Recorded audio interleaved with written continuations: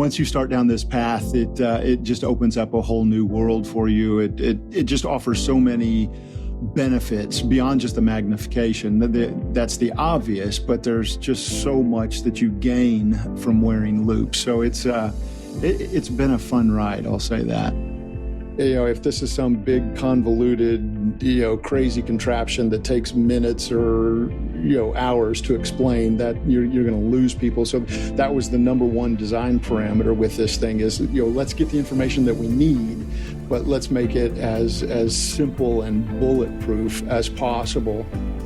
There's good companies out there. Competition is a wonderful thing. We're in a better world today than we were 10 years ago. And just happy shopping, I guess. Get ready for your unofficial dental hygiene podcast. These are the tales of two hygienists, one East Coast RDH and one West Coast hygienist. Listen as they tackle the profession of dental hygiene with humor and enthusiasm. Now, please join Michelle Strange and Andrew Johnston as they tell you a tale of two hygienists. Welcome back, everyone, to another episode of A Tale of Two Hygienists, episode number 235. My name is Andrew. And this is Michelle. Welcome to the podcast, especially you new listeners. We're glad you found us. Mm-hmm. And if you're an old listener, thank you for being an amazing audience. Man, we get the best listeners. We do. The best. Can we start off the episode with how great our listener feedback is that we got? Sure. What we got? So we got a new review, and this one, and I don't know how to say the name, and I'm really sorry about that, but it was from Lileh.k. Lily, but Lily, I don't know.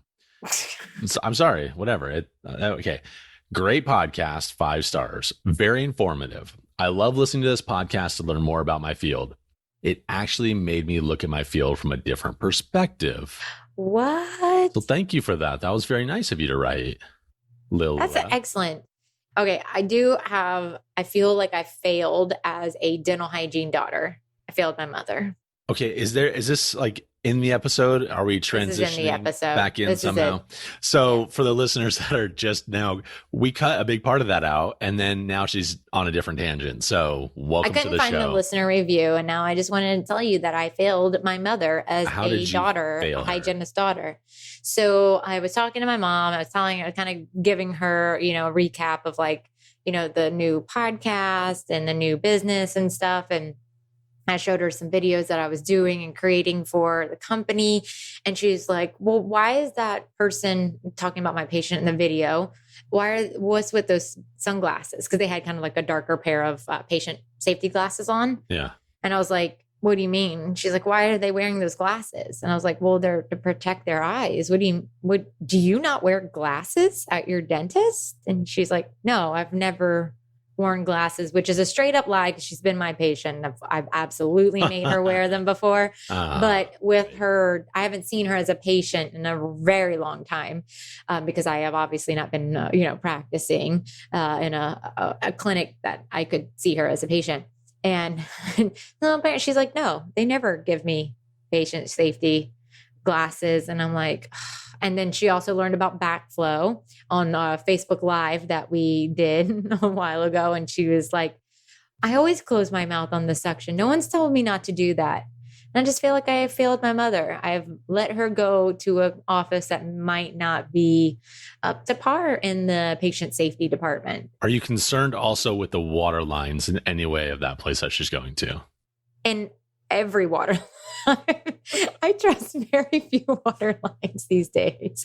But yeah, I am very concerned. And now that I'm like so into all the infection control practices and how the fact that people should be spore testing and a lot of people aren't, I'm just like, I let my mom, you know how you always go to school and they're like, clean the room and disinfect as if your family member is sitting there. And you always kind of have, I don't know, maybe, and it's a lot of times when you go to hygiene school, you're super young. Like a lot of my students are like 19, right. barely 20 years old. And I'm like, just think of your mom in the chair.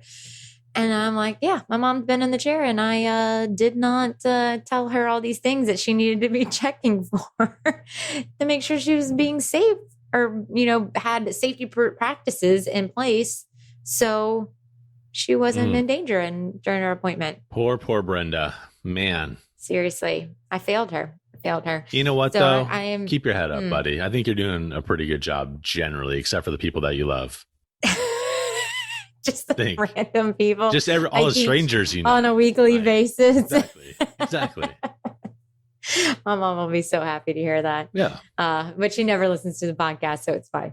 But she'll watch our Facebook Lives, which I think is hilarious. That's awesome. I was like, Mom, can I just get a rating? Can I get a rating? No? Okay. Let me borrow your phone, Mom. We're going to give us a rating. Let me help you out here. Yeah. So I thought that was interesting. Do you ever talk to your dad or your parents about like their dental visits? Great question. No, sometimes it'd be like billing stuff, but I saw some friends recently and they showed me, let me ask you this. Actually, I don't think we talked about this. Do you know the cost of a night guard in like an in-office made night guard? Do you have a guess? I would say the average. Yeah. Cause I've been in most offices that made them. Mm-hmm. I've seen them anywhere from $1,000 to $300. Okay. Let me ask you this then. Why $1,000? Well, the $1,000 place we had 3, maybe even sometimes 4 appointments included in that $1,000. Like for adjustments or what? Yeah, adjustments. So that's not included in the one that they do for $300? No. You get like the delivery of it. You might get one adjustment, maybe. And I truly believe that if you are, I've kind of moved away from night guards and more into like, why are you grinding your teeth? Well, of course. Sleep issues might you have? But yes, I would say 5-7 years ago, I did believe that you needed multiple appointments often for guard adjustments because of your jaw relaxing, especially if you're in pain and it's all tensed up when you deliver it as it starts to relax. Interesting. Oh, that's an interesting thought, because generally I've seen between $300 and $500 is kind of in my area across the board. That's what I see. And then the friends I was talking about, they got one for like $900. And I'm like, look, you can find it way less expensive other places, maybe not in that area, but like they exist. But our practices that I've always been associated with, we've always included those adjustments free for a certain amount of time. So it's like for a year or a year and a half or whatever. Okay. Yeah.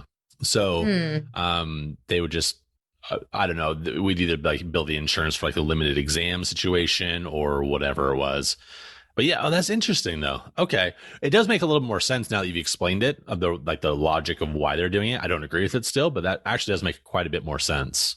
And the doctors at the time that I was working for were big Dawson Academy people. Oh, yeah. So occlusion, and occasionally they would even do like an occlusal adjustment if they found like, there's some COCR stuff happening here. We want to make sure.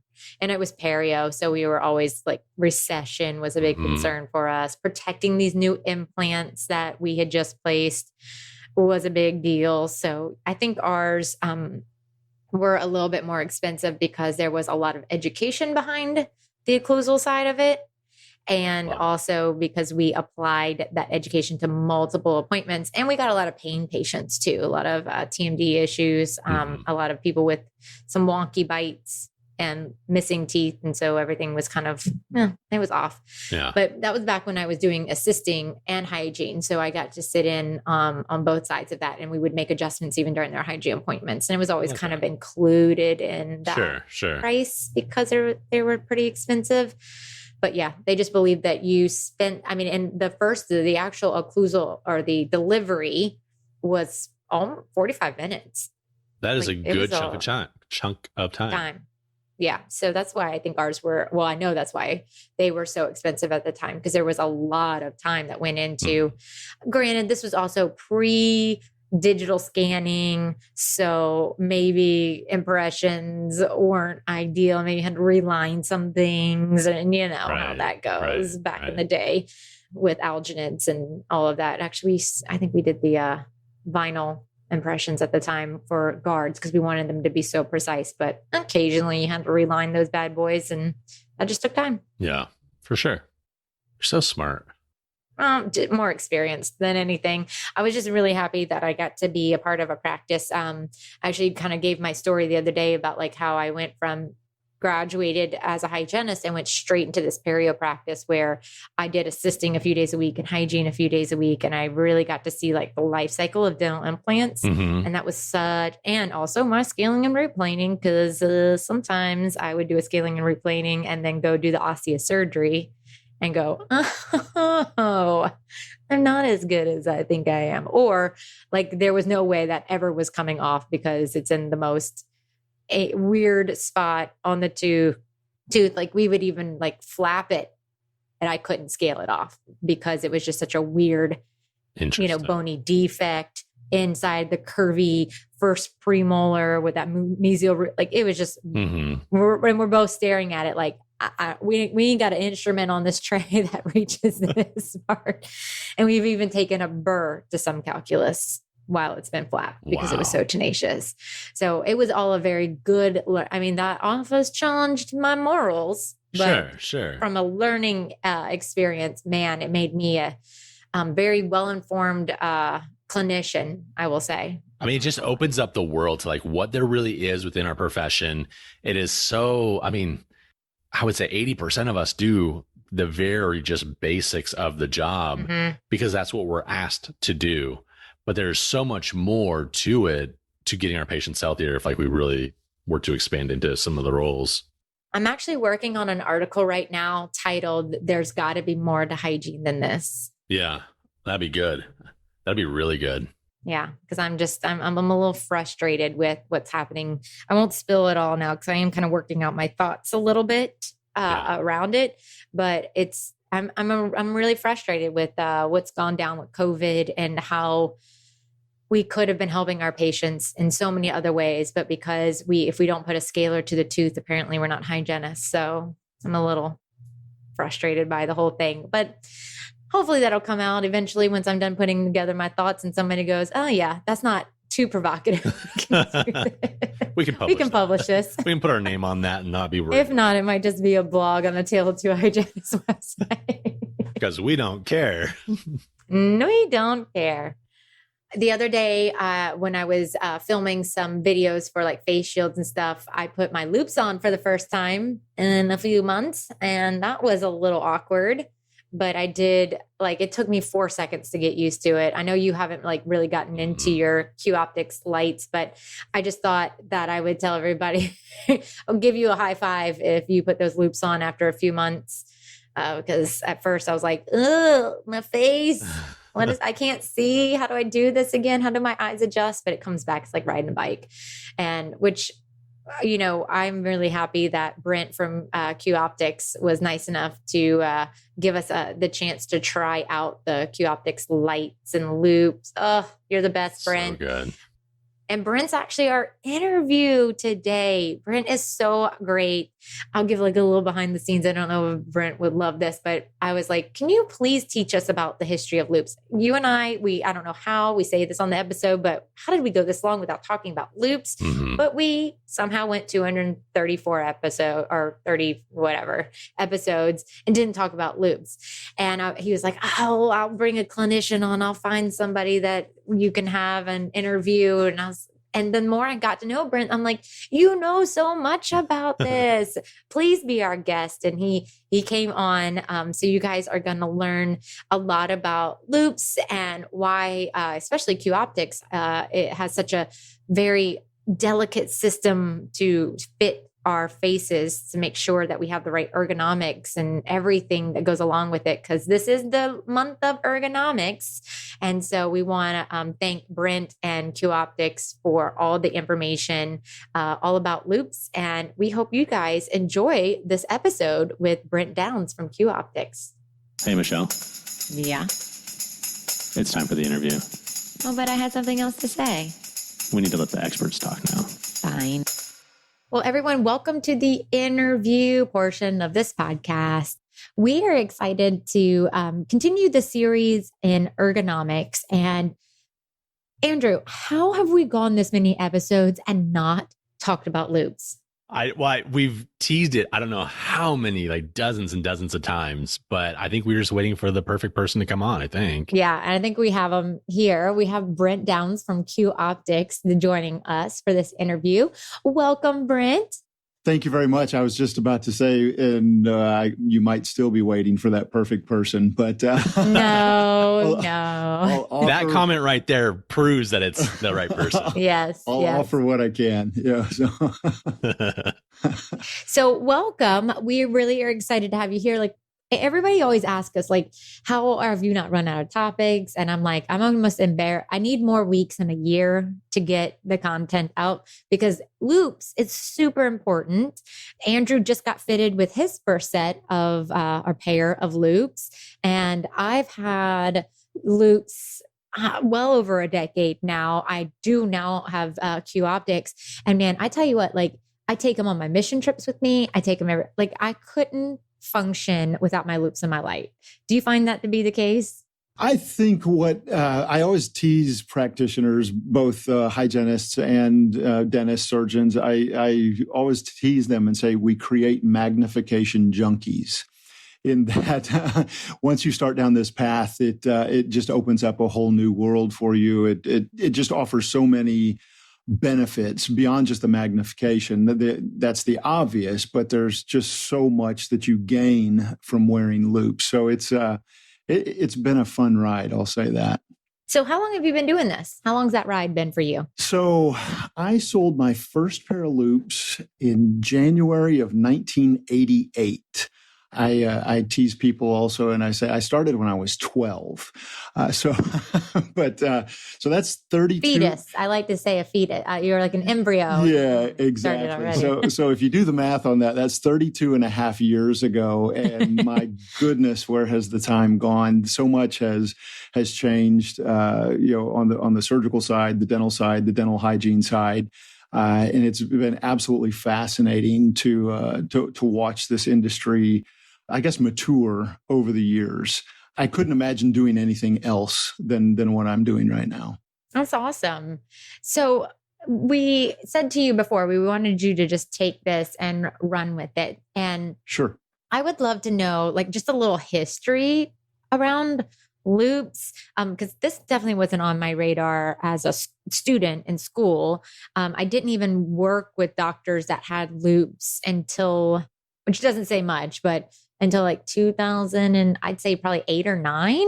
And that's about the time that I started to get mine. I was about 2009, 2010. Right. So I won't get too deep into the weeds of history, but the Zeiss Jena Loupes, that's a German company. There are examples of Zeiss Jena Loupes that go back to the early 1900s.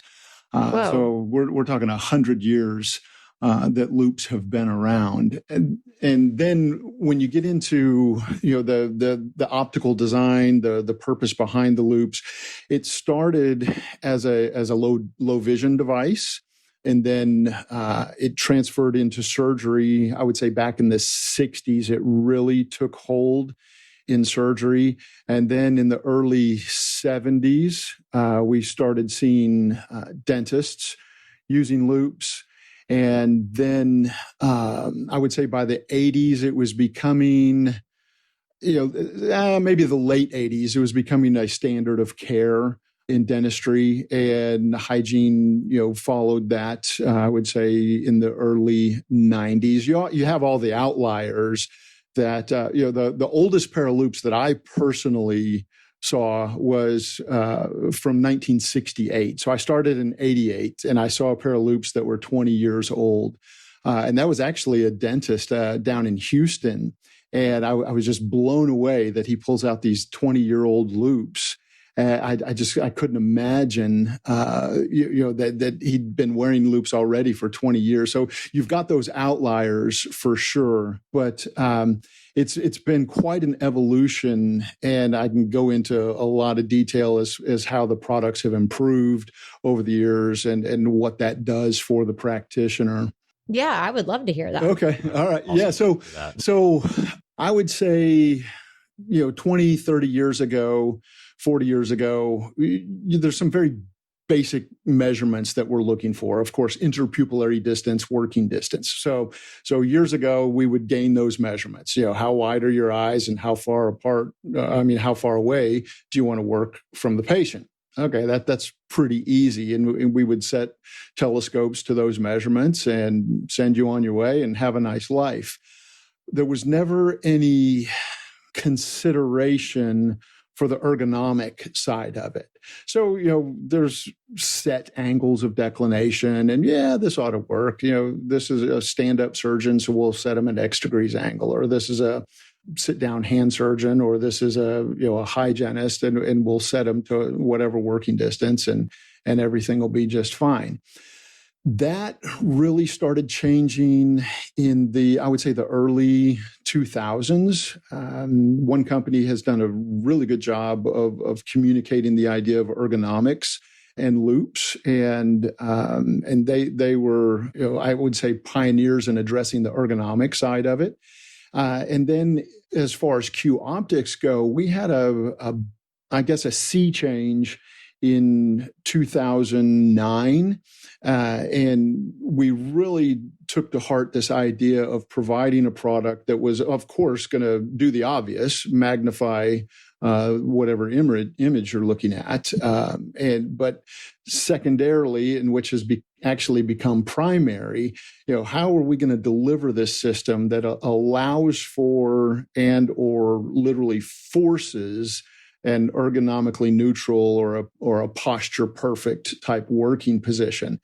So back in 2009, we started doing some beta testing on some digital mapping software, and then things really took off in 2010. We spent about a year working on that, and we released late 2009 a working version of this software system that would allow us to get very specific measurements, not only interpupillary distance, not only working distance, but where do we actually place this telescope such that it's going to allow for that posture neutral type working. So we call it our TrueFit system. And basically what it is, it's a little device that we mount onto the appropriate frame. And then we take two photos. We take a front photo and we take a profile photo. And with that information, we download those two photos into our software, and basically it's going to create a digital map of all your facial features. So that front photo is going to give us information as far as interpupillary distance, gives us some information about your bridge size, gives us some information as far as width of face as well. So we've got opportunity to fit different frame sizes, and so that photo allows for that type of information. And then this profile photo, I guess the main measurement is that angle of declination, or how steep we're going to set these telescopes. A secondary part of that is not only do you create ideal, optimal, maximum angle, whatever you want to call it, but you also have to worry about seg height or segment height, or the height of the telescope relative to the shield within the frame. Because you say you've got a really sleek, cool looking frame with a very small lens, it limits our ability to set that scope nice and low. So with these larger shields, two things happen. Number one, you get more eye protection. Number two, I get more real estate to work with as far as that overall telescope placement goes. So if I've got, it's called the B measurement. That's the top, the measurement from the top to the bottom of any eye lens. And so if I've got a deeper B measurement, then that profile photo is going to allow me to look at that and say, okay, we're going to set this thing 10 millimeters up or 12 millimeters or whatever in relation to X degrees of angle of declination. So this whole technology really was a game changer that, we're saying, 10, almost 11 years ago now. And that really did just that. It changed the perception, the ideas, the way we approach fitting loupes, and the way the practitioner approaches, loupe acquisition. I guess, long story short, we want to be part of the solution rather than part of the problem. So that has been key for us. When we launched this, it changed the game. So I've been doing this for 32 years. I was with one of the major companies for years and years and years. And just this is just an aside, but took a time out in 2006. We were pretty blessed and packed up my wife and kids, and we actually moved to Mexico and served as missionaries down there for a little while. And we picked the absolute right time or the absolute wrong time. I'm being facetious when I say that. 2007 rolls around, 2008, I had done well with investments, and then we had a market crash. And it went from, being comfortable to, a menu of rice and beans and rice. So we went down there and we had fun, did well, served successfully, and went broke. So I came back in 2009, and that's when I actually started with Q Optics. I've known Corliss Wiley. The parent company is Quality Aspirators. And so Corliss started Quality Aspirators back in the mid 70s. And I've known Corliss from the dental industry. We decided it was probably around 92, 90, 91, 92 that we met for the first time. So, and now his son is running the company. I remember when Keith was, 19, 20 years old, his first, stepping onto the trade show floor. So I've known these guys forever. So, coming back from our little sojourn, it was just a good fit with Quality Aspirators. This new technology, I came back at the exact right time. This technology is just really amazing, this whole TrueFit system. And we quickly developed what I would say at that point, a kind of a cult following. Pretty small company at the time, not much of a reputation, not a bad reputation, just no reputation at all, basically in the world of Loupes. But we had a really good idea. So we started marching forward. That was the fall of 2009. And today, I would say we're, comfortably one of the biggest players in the market now.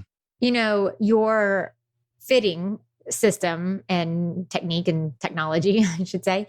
It sounds so complicated, but I would encourage all of our listeners, head over to our Instagram, our IGTV, and you will see me getting fitted. And actually, you can also find Andrew getting fitted as well. But you can find all of that. Mine is a super quick one, and it took about 13 seconds. Like, it was so fast. Yeah. So all the things that you're saying is that, like, it's happening. I was sitting here going, oh my God, I had no clue. I'm legit 4 seconds that I spent getting sized. Right. All those things are happening. All the stuff that gets looked at. How accurate it was. Yeah, the whole idea is, the whole idea is, it's got to be user friendly. This has to be something that does not confound the sales rep, nor does it confound the practitioner. If this is some big convoluted, crazy contraption that takes minutes or, hours to explain, that you're going to lose people. So that was the number one design parameter with this thing is, let's get the information that we need, but let's make it as simple and bulletproof as possible. So crudely speaking, if you can push a button on a point and shoot camera, and stand 5 feet away from the practitioner, you're going to be able to take the proper TrueFit photos. And yeah, it doesn't take a whole lot of time. That might be a record if it was 13 seconds. But I know. I might with some hyperbole every now and again. but it was super fast. I saw the video. I wasn't there, but I saw when Andrew was measured. I think that one timed in at 16, 17 seconds. So yeah. Actually 12 and a half. I always got to be Michelle. Okay, there you go. It was just a little bit faster than Michelle. Right. I just have better facial features than she does, and that's the problem. Okay. Oh. Continue on, Brent, so I don't start yelling at Andrew. Right. Brent, I wanted to ask you though a little bit about, as far as like the history of Loupes and how it kind of impacts ergonomics, about the through the lens versus the flip up, and what is what's more popular? Why? Yeah. So I'll drop a name just because I think they've done a really, really good job over the years. Surgitel. They started with flip style loupes, as did we, quite honestly. And the thinking back in the 90s, the thinking was with a flip style loupe, the hygienist had the ability to kind of manipulate that telescope to their own angle. So it was something that you could, it was an off-the-shelf type item, but then through proper adjusting, you can create steeper angles of declination. And so, the flip-ups were very popular just because it was, quite frankly, it was easy to sell. There wasn't a whole lot of work involved. Again, it's an off-the-shelf type product, and you basically the main information we were interested in receiving it, back in those days, working distance. Did you want to work really, really close or really, really far or somewhere in between? And we'll set them to that working distance. Otherwise, it's just pulling it off the shelf, putting it in a box, and sending it out, and then it's up to the customer to figure out all these fine-tuning adjustments. It's a great product, the flip up, but it does have limitations. By definition, a flip style loupe or telescope will always be heavier than a through the lens telescope, and also by definition, say that. By definition, the telescope is mounted in front of the carrier lens or the protective shield. Therefore, the telescope is a little further from the eye.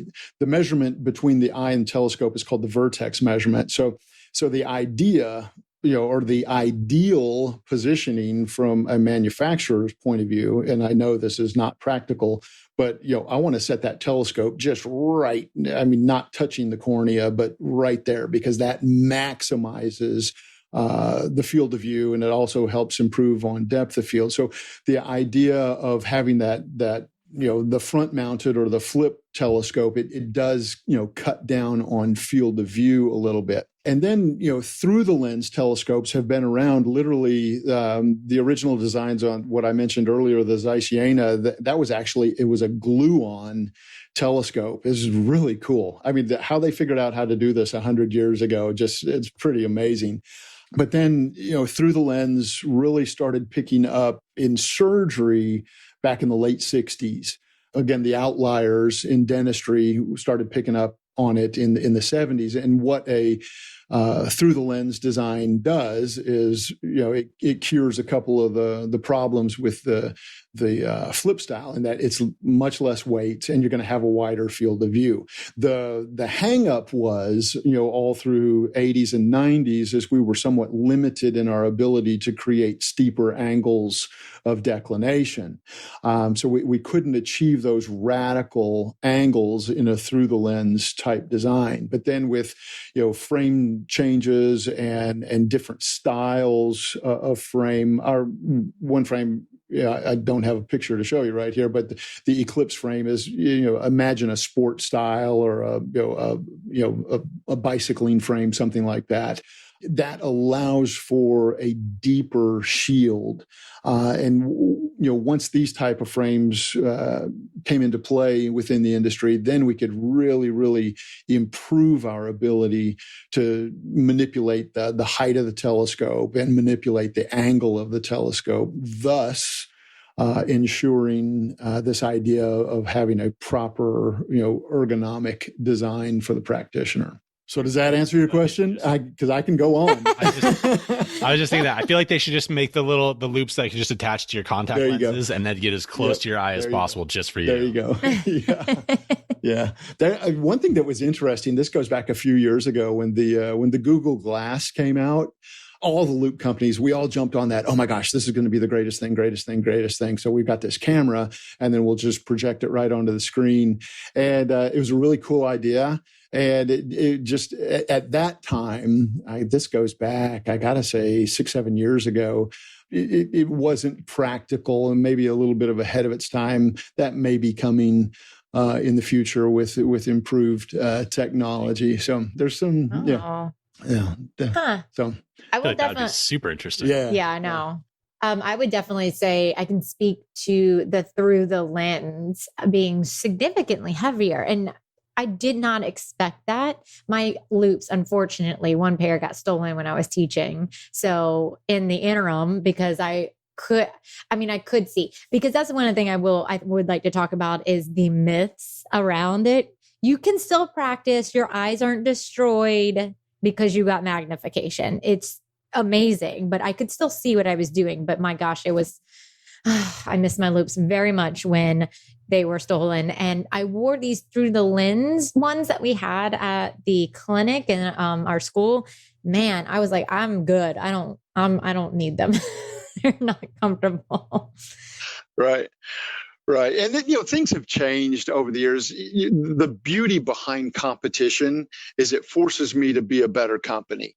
It forces company A, B, C, D. We're all striving to be better, and the practitioner ultimately benefits from this. So speaking specifically to weight, that's always been one of our main design parameters is, how can we build this and not weigh as much as a Buick, so so I think we've developed a pretty good reputation on building a lightweight system. I never ever say that we have the lightest loupes on the market, because I promise the day that I say that, somebody's going to come out with a better mousetrap. So I will say, I'll go as far as saying we have a very good reputation on the weight side and the comfort side of it. No, it's great. It's great. Do you got some questions, Andrew? I saw a face. No, it's just that, our listeners have heard this before, but like my first pair of loupes, which I never used back in 2009, was a flip up, super heavy. But just the frames themselves have come a long way in the 11 years since I've actually tried loupes. So there's a lot of different changes that have, so I guess my point to that was, if you're listening to this and you're like, oh, well, I tried it once. Yeah. How long ago was that? Mm-hmm. Even 5 years is different. Even 2 years is different. Good point. It really is. That's a valid point, because, of course, I want to sit here and say, Q Optics is the world's greatest. And I believe that. There's really, really good products out there, whether it's Q Optics or other brands. Things have improved. So, yeah, if you're working on 10-year-old information, I would encourage you to revisit the subject. For sure. Exactly. I'm curious, what are some other myths that you hear about loupes? The one that I'm always hearing, I already mentioned, was that the magnification actually ruins your vision. Yes. I will tell you a story. I was young in the industry, and I, still afraid of my own shadow back then. And I had a doctor call me up and just light into me, just up one side and down the other. These loupes have ruined my eyes. I'm going to sue you guys. Just on and on and on. I can't see. And I'm like, oh my gosh, doctor. And I know the guy's name, but I'm not going to share it to protect the innocent. But anyway, he just wore me out on the phone and said, okay, I'm coming to your office. I'm coming. We'll get this figured out. So I come to, his office, and he's just beet red angry. So he lights into me in person. I'm okay, slow down. So my first question was, number one, have you been to the eye doctor? And number two, how old are you? And he looks at me, and he just kind of gets a little bit quiet. And I say, why don't you go to your eye doctor, and then we can address any prescription issues. We'll do whatever to make this right for you. So after talking him off the ledge, he agreed to do that, and we met. He got a prescription done pretty quickly, and we met soon thereafter. And lo and behold, he suffered from what's called presbyopia, or old man's disease. So, and I remember in my younger years, I just could not conceptualize this idea of one day you can see and the next day you can't read the newspaper. I could not buy into that idea. So, I had disdain for those that were wearing near vision glasses, like, what's wrong with them? And literally, it happened to me. I woke up one day and I could not read print. It went away. And you either put glasses on or you get longer arms. And so I was introduced. I teased my wife for 2 years because it hit her 2 years before it hit me. And so for 2 years, I teased her. And then literally overnight, I was borrowing her reading glasses so I could actually see. So that's one of the things that this has been a topic of discussion. Again, I've been at this 32 years. It's been a topic of discussion since day one. What does this do to my eyes? How does this affect my eyes? Is this going to ruin my eyes? And I'll call it you can call it a telescope, you can call it a micro telescope, you can call them loupes, you can call them magnifying glasses, whatever. If I do my job correctly and I build this magnifying device that's going to sit between your eye and the target, that magnifying device is going to do simply that. It's just going to magnify that image that you're looking at, period, end of discussion. Now, some things can happen that will make the make the experience not so pleasant.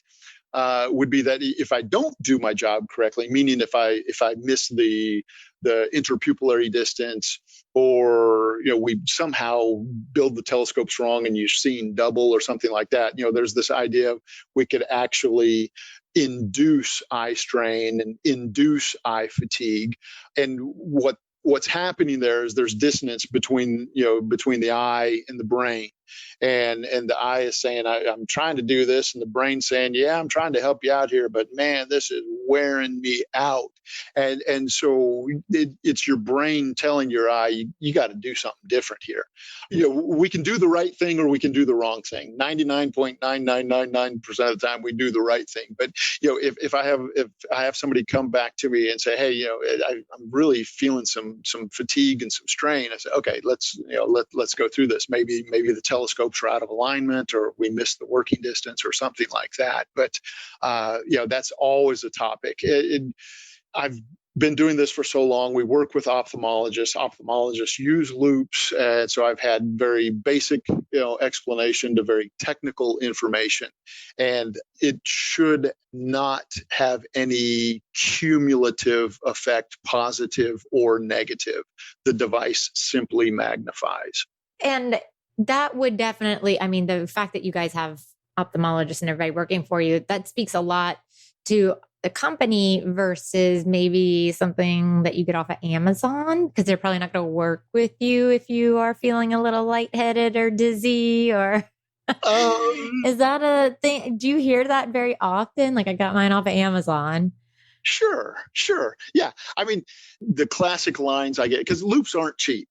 They straight up are not cheap. This is a significant investment. And if you're going to spend this kind of money, the service side and the satisfaction have to follow. I always tell people, I don't want this to be, the world's most expensive paperweight sitting on your desk. This needs to be something that's in use. So you get into different customer bases, those that are very quality conscious and those that are very price conscious.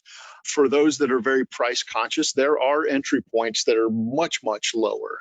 And there's some decent systems out there, but what's included with that? What's it look like a year from now? What's it look like 5 years from now? So, that's up to the customer to decide what their entry level is and how they're going to approach it. It's just like anything else. The cheapest product is always the most expensive product, because you buy that and it breaks, and then you're like, dang it, and then you go out and buy the most expensive. So number one, you got the most expensive, and you invested in the cheapest. So you've got an automatic 20% tax right there, just because you were chasing the bottom dollar. So and I understand budgets are limited. And again, there's some decent products out there that you can get in, at a lesser price. But to have that full customization and full attention to detail on this whole ergonomic side, there's a price for that. And I believe we're very fairly priced in the market. We're not the most expensive. We're certainly not the least expensive. We're pretty close to the top of the food chain. as far as pricing goes. But I guess buyer beware, one of those kind of things. I don't want to completely slam the idea, because I know a lot of people that they want something, they want to get in the game, they just can't spring for the if you're buying loupes and lights, you're looking basically $1,800, and it's not cheap. It's not, but mine has lasted so many years. Right. Like so many years. And yeah, it's a real hit on that first, like you hand over your credit card and like, oh my gosh. But gosh, I mean, years and years and years. And I would also say the customer service that you get from a good company, even though you're dropping those dollars, you might not use it. Like I've ripped the cord from my light, lesson learned. I will give somebody a suggestion. I put that thing in my lab jacket now, because all you'll do is like walk past one doorknob and just call it a day. Unless you got, even the ones that have been just plugged in, I've ripped. I mean, no one's probably shocked by that I've ripped something out being super aggressive and running around the clinic way too fast. But I would say the customer service that comes when that accident happens, I mean, that's worth going with a good, reputable company. Yeah, I would say, again, I think we have a pretty good reputation, specifically in the dental hygiene market. I always, talk about this in jest, but I would love to put it in print, that, our unofficial company motto is, we play nice in the sandbox.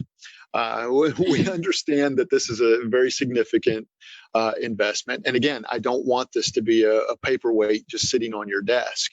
This needs to work for both parties. So beyond just the sale, I want to ensure that the hygienist has something that is truly going to be of benefit. And if not, then we can part ways amicably.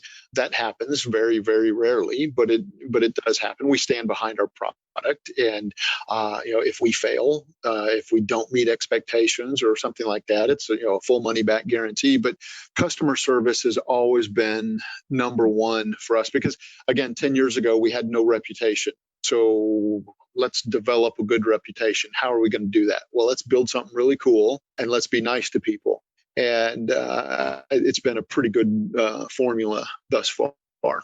Love that. And we might actually co-opt your little saying about we play nice in the sandbox, because we feel like that's, we do that too. You got to be nice to people that are in the business. And we're not perfect.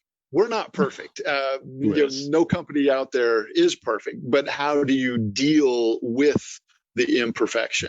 Do we continue to fail, or do we go above and beyond for the customer to solve the problem, to take it to extreme ends and make it right?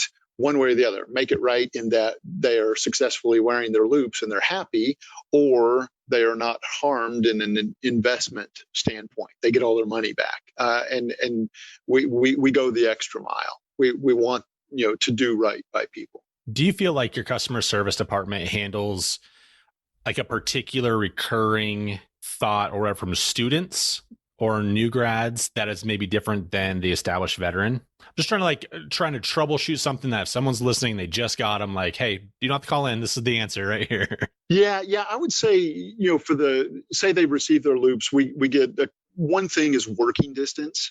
I would say that's a significant topic on the customer service side, in that we're really preaching this idea of being ergonomically correct or ergonomically neutral. So we're using some numbers and some techniques and some information that we're shooting for this, I'll say, a textbook type position.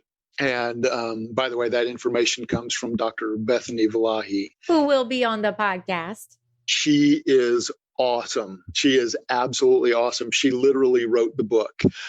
So she's amazing. And so if you haven't seen her live and in person at a dental meeting, keep an eye out for her, because her lecture is outstanding. She addresses from stem to stern, just healthy lifestyle, exercises, instruments, chairs, obviously loupes, but she's she's it when it comes to ergonomics and dentistry. There's not a bigger name in dental ergonomics than Dr. Valahi. She's awesome. So going back to this idea of working distance, a lot of times we will shoot for, again, this posture perfect type measurement, and we'll say X inches. A lot of times what happens is, especially with a private practice practitioner, say somebody that's been around 10, 15, 20 years, never worn loupes, and their back is hurting, and man, they know they need to do something, and so they move into the world of loupes.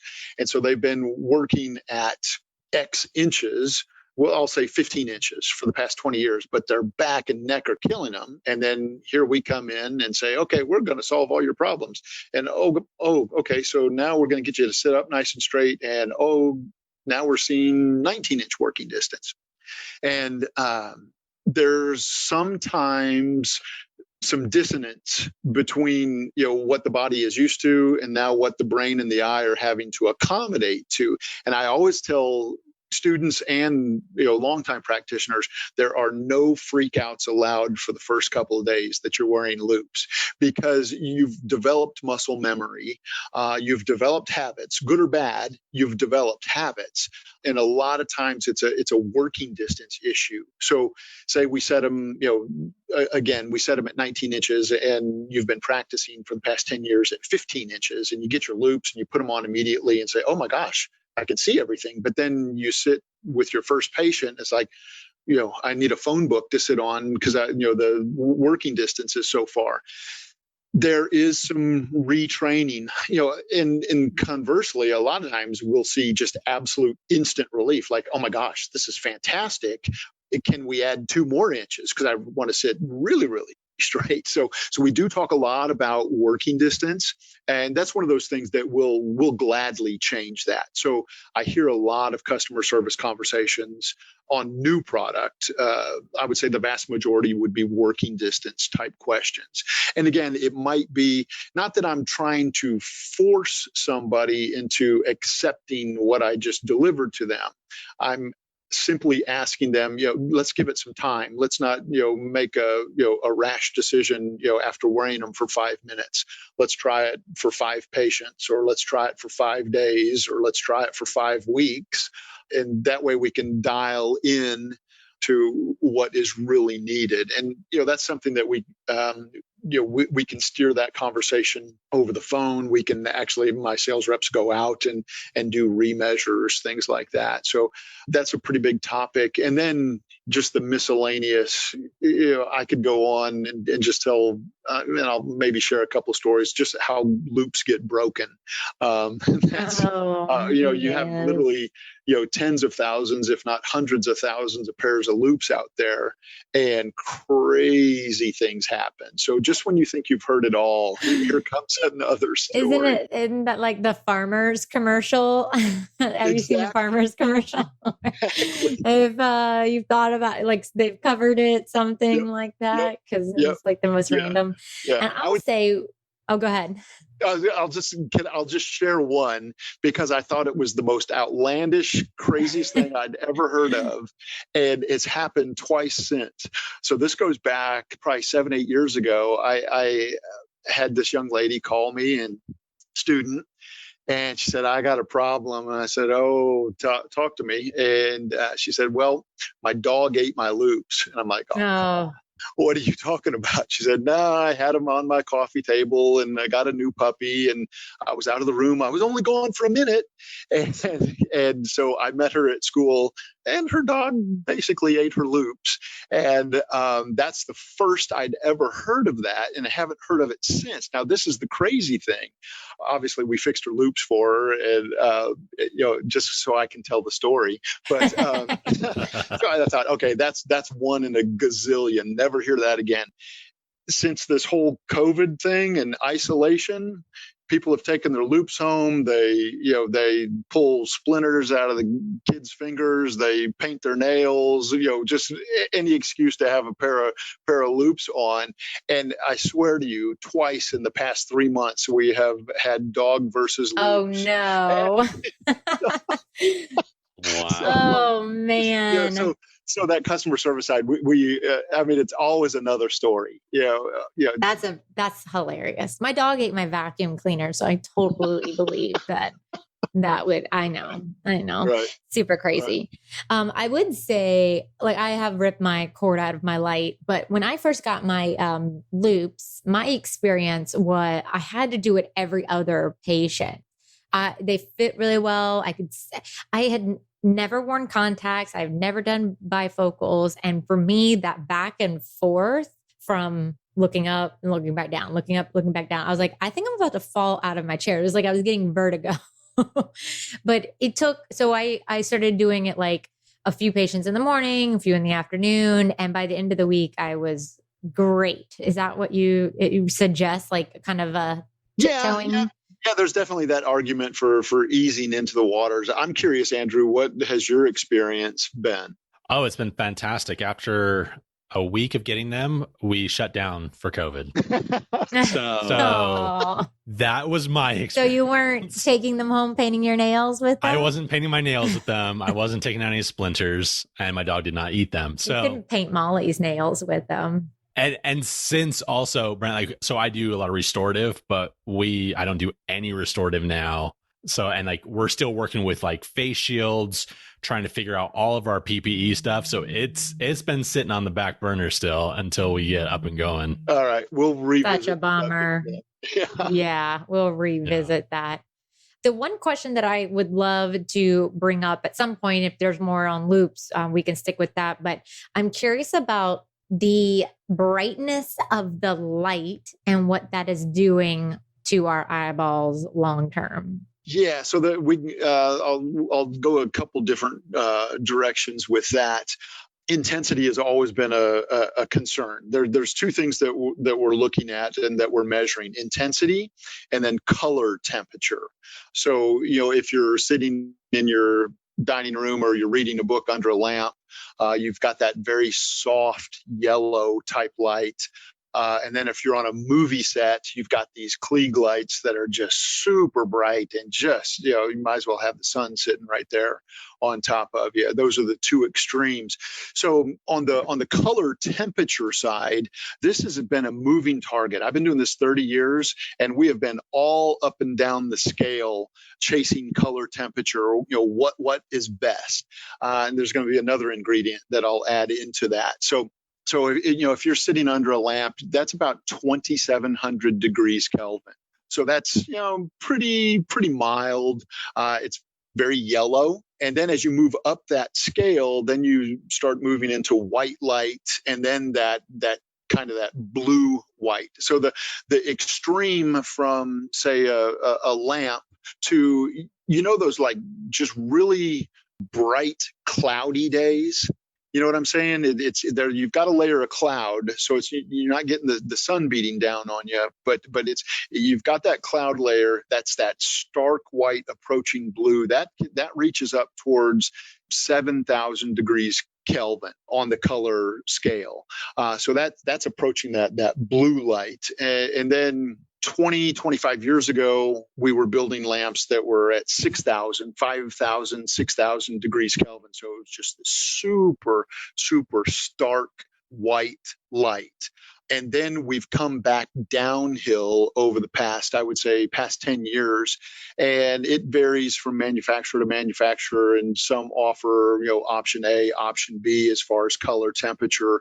Right now, our most popular light is at 4,000 degrees Kelvin. So that's still considered color neutral, but it's way on the low scale. So it's considered a white light. You can actually shade match under this light and have true color rendition. That's been a target that we've been chasing for years. So color temperature. Now actual intensity. How much light do we want to throw? And this is another thing that we've been chasing this up and down the scale as well. I remember back 25 years ago, we were just throwing ridiculous amounts of light, and it, at some point it just washes out the operative site. You're just throwing so much that all definition goes away. So you're trying to achieve two things: this intensity and color temperature, such that hard tissue stays white, soft tissue stays pink, and be able to delineate contours, within the operative site. So as far as intensity nowadays, I run the whole gamut. I've got very basic lights up to surgical lights. So we're in, and then it comes down to, so how are you defining it? In foot candles, in lux, in lumens. Now somebody's using millilumens, and I'll tell you why. Because as we become smaller and smaller and more portable, we are losing intensity. And when I say we the industry, just by definition, battery size and battery longevity versus the milliamps that you're pushing out. So we're in a world now specific to dentistry, that we're seeing kind of a gradual decrease in intensity. What is correct is 2,000 foot candles, 3,000, 4,000, 5,000, 10,000 foot candles. 10,000 foot candles is a really, really super bright light. So it's just a moving target. We're in our most popular lights, and it's also a function of working distance. So basically, we measure everything at 18 inches working distance. So I'm right at about 4,000 foot candles at our most popular light. I do want to, there was one other track on that, but I did, while I'm thinking about it, the wired versus wireless lights. Everybody's got a wireless light, us included. We've introduced a wireless light as well, and this speaks to that intensity and color as well. Wireless lights are fantastic because you don't have this umbilical cord, hanging down your back.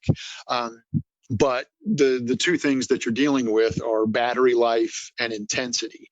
So you'll notice a decreased intensity, and then you're switching batteries throughout the day. Whereas with corded lights, generally your battery will last you all day long, and it'll be a little bit brighter light. So, I think when I say we, us, and other companies, we build a shoe that fits every foot.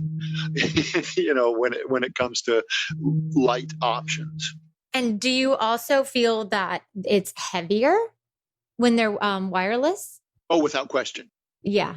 I think that's where I've heard my students have quite a few, and they will say that it's heavier. I haven't experienced it personally, but that's word on the street. Yeah, our mini light, which is our most popular, the corded version comes in at a whopping 7 grams. And then wireless lights, ours specifically is 28 grams. And that's right on par. There I see, 27, 28, 29, 31 grams across the board with the wireless light. So yeah, you're adding weight. But, it just, again, we're trying to address the user's need. Are they, just completely set on the idea, I have got to get away from this wire? Okay, great. Yeah. Here's a wireless option. Or do they want more intensity? Earlier, I said magnification junkies. A lot of times we create light junkies as well. I'll have people call me and say, okay, this light, it's just not cutting it for me anymore. I need more. I need more. I need more. So that's such a moving target. Comes down to a personal preference. What are the exact parameters that we're addressing, and in what order? And hopefully, I've got something that will fit the bill. I will say I always turned my light up to the highest intensity, and did for years. But I never even thought about it being too bright, but I did notice that when I turned that thing off, sometimes I'd see spots afterwards, and I'd get up and walk the patient to the front office. And so I did start turning it down about halfway. And even though you go into a little bit of a light withdrawal, like things should be brighter, you do learn. I mean, I can see so well. It's not even a problem, but I'm just used to this super bright field. But it is a lot better, and I don't have those spots in my eyeballs when I'm done with it. And it's quite nice. But I would hang up my loupes before I would hang up my light. I hear that quite often. And I just remembered I did not answer your question. What do these lights do to our eyes? So there's a third ingredient to this is the blue light emission. That's what causes cataracts, is the overexposure to blue light. So this goes back, I'm guessing 7 years ago, maybe 6 years ago. A very, very prominent name in dentistry posed a question: what are these lights doing to our eyes? It was a simple question, and there was a collective freak out for about 18 months. And all the companies were saying, oh my gosh, we're doing right. And they were. But that one question just sent everybody into overdrive into, explaining blue light. So, the idea is to eliminate as much blue light as possible, obviously. I want to be part of the solution, not part of the problem. We are certainly not in the business of blinding people.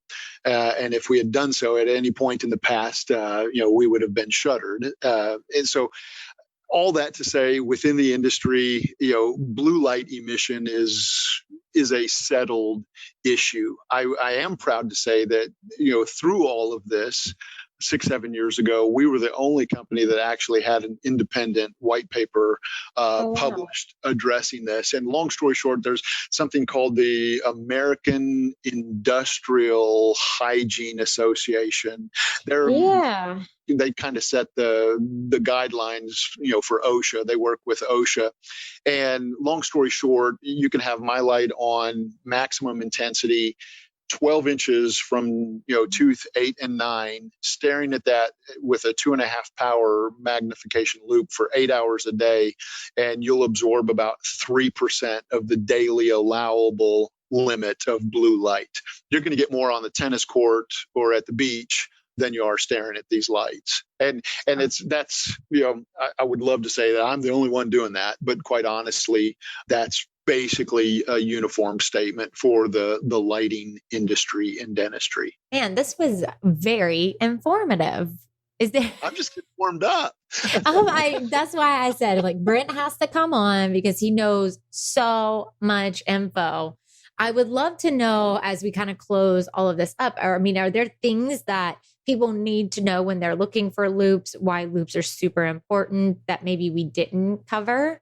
We covered a lot of the territory. I think, I mentioned it a little bit earlier, that 20 years ago, the discussion was magnification. Today, the magnification part is basically recognized as a standard of care. So yes, that's an obvious topic of discussion, but how can I, the manufacturer, deliver something to you that's going to allow for this posture neutral type working position? So, that's if it's not primary, it's co-primary to the magnification is the ergonomic side of this. And I've got just some pretty incredible success stories, on the ergonomic side that we're, keeping people, in practice rather than medically retiring. We've worked with obviously the practitioner insurance companies. And when you have Dr. Valahi on, she does a lot of private consulting in helping to quite literally heal people and keep them in the chair. I can't say enough about her. I'm so excited that you're going to have her on because she's another one. She could go for hours, and we can make it a two-parter. Yeah. I love the long ones. Andrew kills me every time. I'm also curious about, because you guys have a pretty decent school-based program. So do you recommend, let's just go ahead and get started? Like you said, this is now the standard of care while you're in school. Let's get them. Yeah, that's that discussion's kind of been taken out of our hands in that it is a standard of care. So I'm trying to think of a school where they don't recommend loupes. Many schools, it's part of the package. It's understood that at some point, then there's different philosophies. Do you start out on day one with your loupes, or do you start, second semester with your loupes, or do you start second year? I don't necessarily have a dog in that fight, but I think that discussion, that's already been decided. Then it's just a matter of, pick me. So I want to be your loop provider. So I'm just desperately searching. There's got to be one program out there that doesn't really promote loupes. I think we're up to 330 some odd hygiene schools, somewhere in that neighborhood. I don't know what the exact number is. Yeah. It's something crazy. Yeah, I don't know what the exact number is today. I know a couple of years ago we were right at 335, and we've had some open and some closed. So, we're around 330 schools, and it's a standard of care. So, I would say, speaking specifically to the students, you'll see me or you'll see some loop company while you're in school. Well, and I will also let everybody know who is listening. Q Optics and Brent have been very good about sponsoring the student-focused roundtables for the podcast. It's because they really do think that students need to get all the information when they're in school. So we thank you so much for that, sponsorship for the podcast. Oh, sure. We're just this whole podcasts and social media. I'm an old dude, and this is all new stuff to me. And I know it works. And I have smart people that are decades younger than I that are helping me through all of this. So I'll say this is my first podcast. Yay! We're your first. I've been ridiculously nervous leading up to this. Oh no! I didn't want to let you down, but in no way. And there's not even possible. Yeah. So this is fun stuff, and I think this is the new mode of communication, especially in these times. Trade shows are dead. Don't know when those are coming back. I know it. It's a different game we're playing now as far as communicating to our customer base. So this is a wonderful platform, and we're grateful to be part of it. Well, thank you. And we have had just like record days during COVID, which has been fantastic because like you said, I mean, we're not able to go to trade shows. And for years, people were like, who's going to listen to a dental hygiene podcast when they go home like this? And now I feel like everybody was like, holy crap, there's a hygiene podcast that I can listen to. I miss hygiene. And now they're like sucked in, and I love it. It's so great.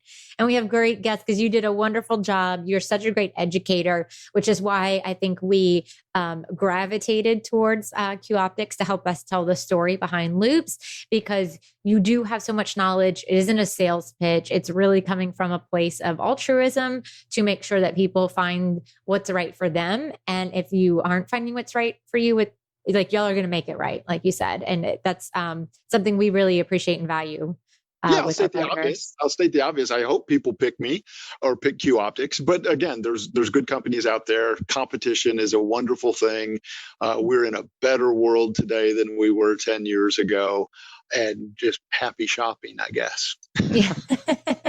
Well, if anyone has questions or wants to find out more information about Q Optics, how do they do that?